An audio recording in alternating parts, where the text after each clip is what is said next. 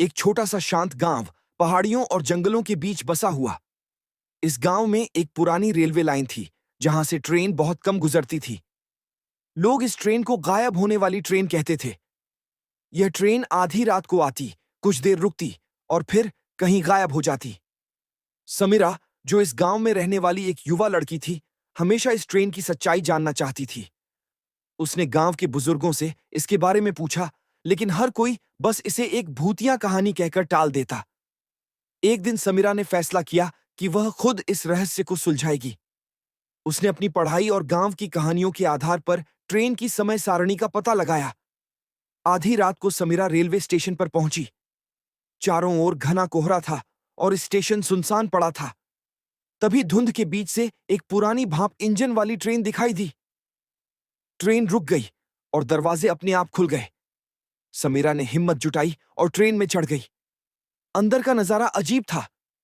केवल कुछ यात्री थे जो चुपचाप बैठे थे। एक बूढ़ा प्रोफेसर, एक बिजनेसमैन और एक छोटा बच्चा। ट्रेन धीरे धीरे चलने लगी। जैसे ही ट्रेन जंगल के बीच पहुंची, घड़ी ने ठीक 12 बजाए। अचानक ट्रेन रुक गई और खिड़की के बाहर एक चमकदार पोर्टल दिखाई दिया। ट्रेन उसमें प्रवेश कर गई। समीरा और अन्य यात्री खुद को एक अजीब दूसरी दुनिया में पाते हैं।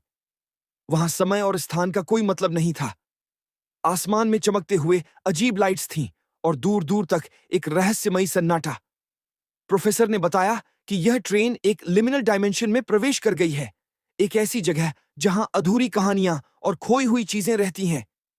यह ट्रेन केवल उन्हीं को ले जाती है जो अपनी जिंदगी में अधूरे सवालों और पछतावों से घिरे होते हैं। समीरा ने इस दुनिया से बाहर निकलने का रास्ता खोजा। जैसे ही वह ट्रेन के पास लौटी, उसने देखा कि बाकी यात्री अपनी अपनी कहानियों के साथ वहीं रह गए। ट्रेन ने पोर्टल से बाहर निकलते हुए उसे वापस गांव में छोड़ दिया है।